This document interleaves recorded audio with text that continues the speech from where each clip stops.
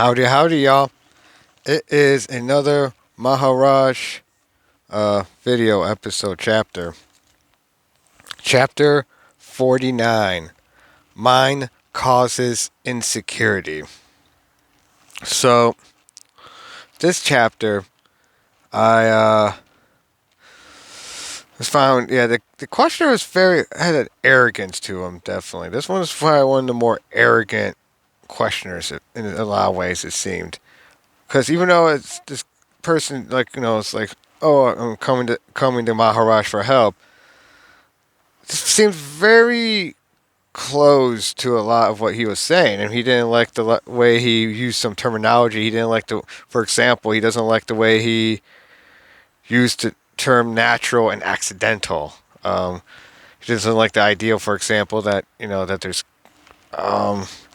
it's just because Maharaj even says at one point, asks one out, is not life itself a stream of surprises? The questioner says there is harmony in nature. The accidental is a disturbance.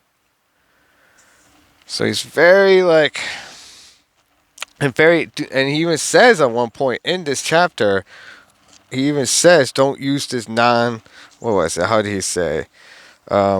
He said, don't use this. Oh yeah, you may put it that way, but do not tell me that the two are one. And that's what Maharaj was saying. Your order is what gives you pleasure, and disorder is what gives you pain. You may put it that way, but do not tell me that the two are one. Talk to me in my own language, the language of an individual in search of happiness. I do not want to be misled by non-dualistic talks. So this guy is very close to no non-dualism. So I found that really particularly interesting. So, and then, what else is there? This chapter, a lot of it because there's a part of it that was like a very semantics type argument, which is kind of weird. It's funny like that. It's like at the stage some people are at. And I get it because words are important, and we gotta be able to communicate with each other and all. So we all have to have a same kind of agreement and understanding. But you could tell, I don't know, this to me, this guy just appeared very close because, he's not, he, he's just concerned, it's funny because, I think this is a good description of what the situation is. Because the questioner says, on my old business of making myself safe and happy, I confess I have not been too successful. I am neither safe nor happy. Therefore you find me here. This place is new to me, but my reason for coming here is old. The search for safe happiness, happy safety. So far I have not found it. Can you help me? Maharaj, what was never lost can never be found. Your very search for safety and joy keeps you away from them. Stop searching, cease losing. The disease is simple, and the remedy equally simple. It is your mind only that makes you insecure and unhappy. Anticipation makes you insecure. Memory, unhappy. Stop misusing your mind, and all will be well with you. You need not set it right. It will set itself right. As soon as you give up all concern with the past and the future and live entirely in the now. And of course, the questioner, but the now has no dimension. I shall become a nobody, a nothing. Maharaj, exactly. As nothing and nobody, you are safe and happy. You can have the experience for the asking. Just try. But let us go back to what is accidental and what is spontaneous or natural. You said nature is orderly while accident is a sign of chaos. I denied the difference and said that we can call an event accidental when its causes are untraceable. There is no place for chaos in nature. Only in the mind of man there is chaos. The mind does not grasp the whole. Its focus is very narrow. It sees fragments and fails to perceive the picture.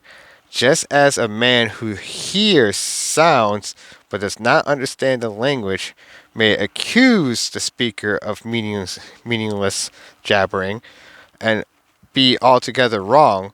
What to be one is a chaotic stream of sounds is a beautiful poem to another. And he keeps going on, and he keeps going on for a while. And here's another point I'll say. When I'll bring up too that he does say, when the I am myself goes, the I am all comes. When the I am all goes, the I am comes. When even the I am goes, reality alone is, and in it every I am is preserved and glorified.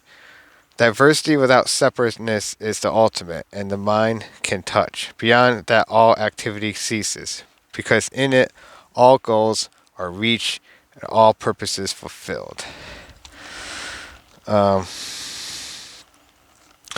yeah, and in there he talks about a king, who was, had a dream about being a beggar and realized he's one with, that there's, the whole king beggar thing is just, the distinction of the mind. Um,